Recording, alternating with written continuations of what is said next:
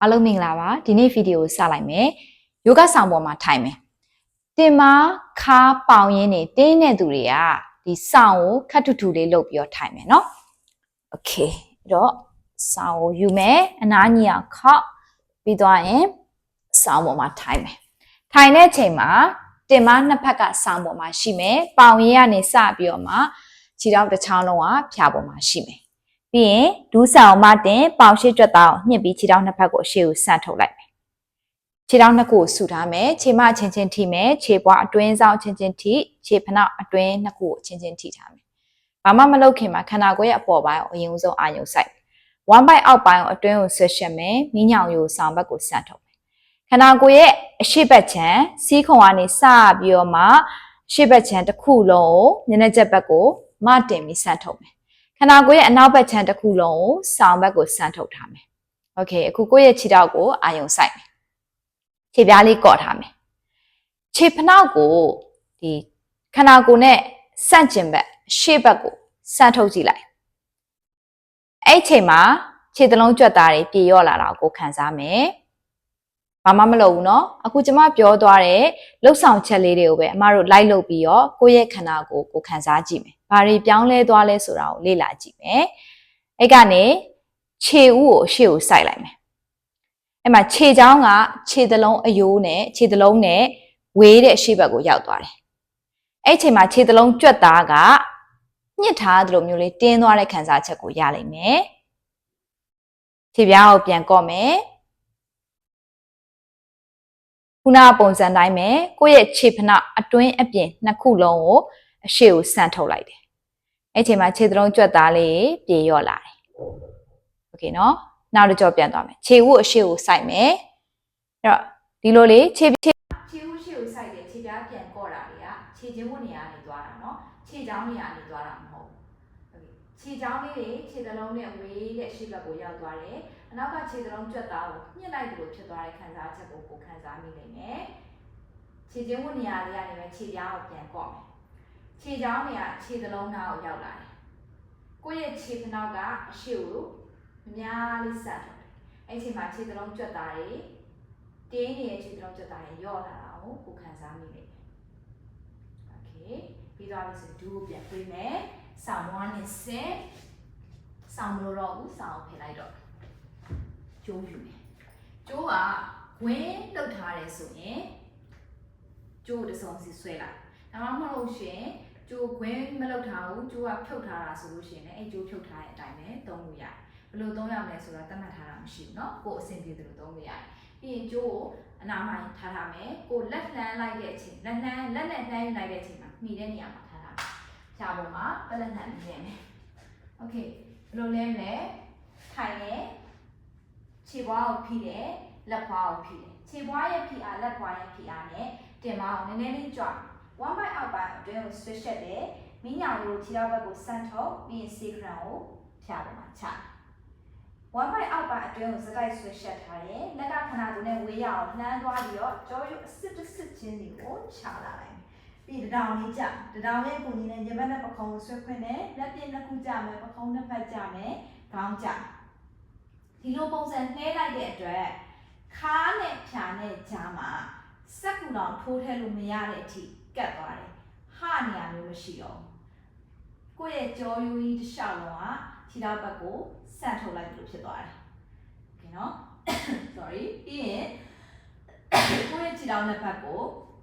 အရှေ့ကိုဆန့်ထုတ်လိုက်တယ်။ခုနကပုံစံတိုင်းပဲထိုင်တော့ပုံစံတိုင်းပဲခြေထောက်နှစ်ဖက်ကိုဆူတယ်ခြေပြားလေးကော့ထားတယ်ခြေမအချင်းချင်းထိခြေပွားအတွင်းဆောင်ချင်းချင်းထိရဲ့ခြေကနာအတွင်းနှစ်ခုအချင်းချင်းထိထားတယ်။ပေါင်ရှိကြွက်သားတွေညှစ်ထားတဲ့ပေါင်ကြွက်သားတွေကိုဖြာဘက်ကိုတွန်းပို့တဲ့နံရိုးတွေလျှော့ထားတယ်။ပြီးတော့ကျိုးကိုယူလိုက်မယ်။ကိုယ့်ရဲ့ကျိုးကိုဝမ်းပိုက်ပေါ်မှာတင်ကိုယ်အဆင်ပြေတယ်လို့သုံးလို့ရတယ်နော်ကျိုးကညာဒူးကိုကွေးမယ်ရင်ဘတ်နာကိုဆွဲယူလိုက်။ကျိုးကိုညာဘက်ခြေဖနှောက်မှာချိန်နေရာမလွဲစေနဲ့နော်။ချိန်ထားတဲ့နေရာပေါ်မှာမူတည်ပြီးတော့ထိတဲ့နေရာကွာသွားတာမဟုတ်လို့နေရာကျိုးထားတဲ့နေရာလွဲလို့မရဘူး။ခြေဖနှောက်မှာချိန်ခြေဖနှောက်ကကျိုးကိုတွန်းနဲ့ဒူးဆောင်မတင်နဲ့ပေါင်ရှိကြွက်သားကိုညှစ်ပြီးတော့ခြေထောက်ကိုမျက်နှာကျက်ဘက်ကိုဆက်ထုတ်တယ်။အဲ့မှာခြေထောက်ခေါ်တဲ့နောက်ကိုလက်ကအလိုက်တင်လေးလိုက်ပါ ကိုယ့်ရဲ့လက်မှာအားမထည့်လက်ပွားမှာမနာနေရအောင်ကြိုးကင်ထားတဲ့လက်ကအားမဆိုင်ထားရဘူးပခုံးနေဒီလိုမျိုးမကြွလာရအောင်ရင်မနဲ့ပခုံးကိုဆွဲဖွင့်ထားတယ်ခြေထောက်ခေါ်ရင်းနောက်ကိုကြိုးလက်ကအလိုက်တင်နေလိုက်သွားပြီးတော့ရင်ဘာလုပ်မလဲဆိုရင်ခြေဖနောက်ကကြိုးတွန်းလိုက်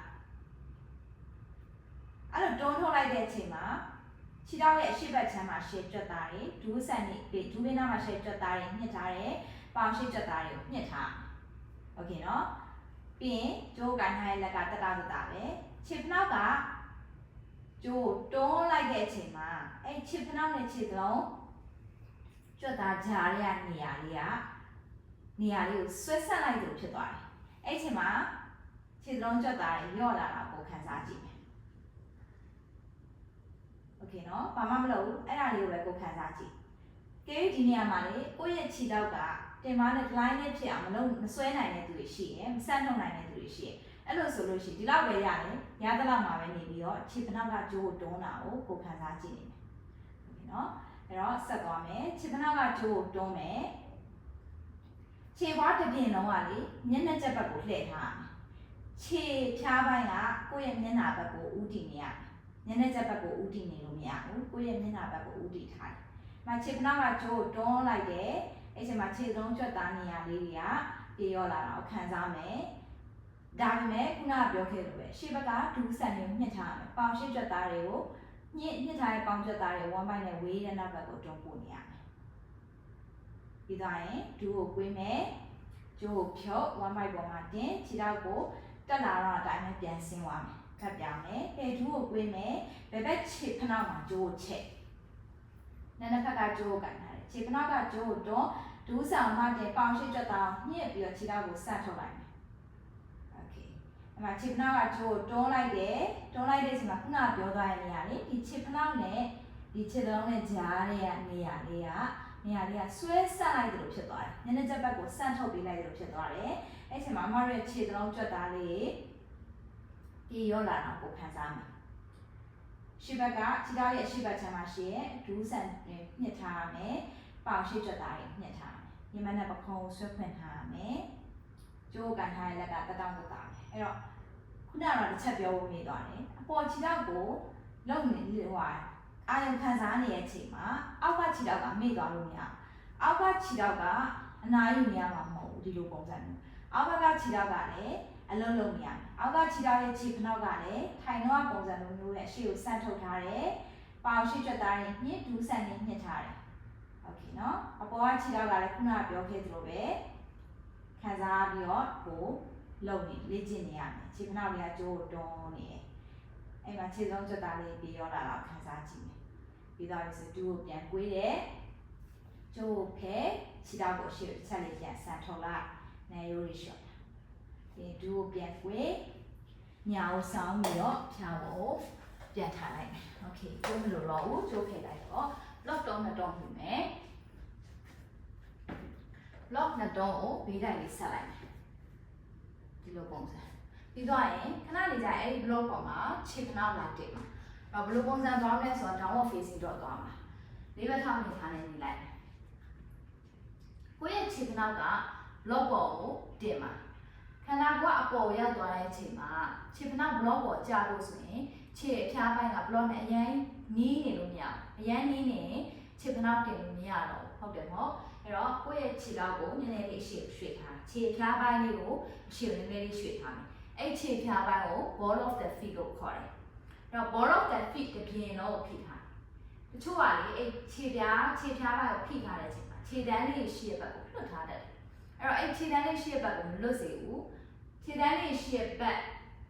ဟိုပါတခြားလေးဖိ ball of the feet တပြင်းတော့ဖိထားပြီးပြီးရင်ခြေဖနောက်ပေါ်မှာထိုင်ချမယ်လက်နဲ့ခြေထောက်ရဲ့အကွာအဝေးကိုတခြားတိုင်းမယ်ကြောရိုးကိုဆန့်နေညို့ရိုးမှတင်ပြီးဆန့်ထုတ်လက်ကိုရှေ့လှမ်းနေ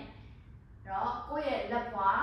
တပြင်းလုံးကဖြာပေါ်တခြားဖိထားတယ်လက်ငါးချောင်းကိုတခြားလေးချဲထားတယ်လက်ဖွားရဲ့ဖိအားလေးနဲ့အရင်ဘက်ကိုမှတင်ထား ball of the feet တပြင်းလုံးကိုဖိပြီးတော့ဒူးကိုမှ1 byte ကိုပေါင်နာဆွဲကပ်ခေါင်းကိုရင်မငုံချသေးဘူးအဲ့ရနေလက်ဖွားဖြာကိုဖိတယ်ကြောရိုးကိုဆန့်ထုတ်ထားတယ်ball of the feet ကိုဖိတယ်ဒူးဆောင်မှတင်ပေါင်ရှိတက်တာကိုညှစ်ပြီးတော့ခြေထောက်ကိုဆန့်ထုတ်မယ်โอเคပြီးတော့ခြေထောက် block ပေါ်မှာလာတင်ခေါင်းကိုချလိုက်တော့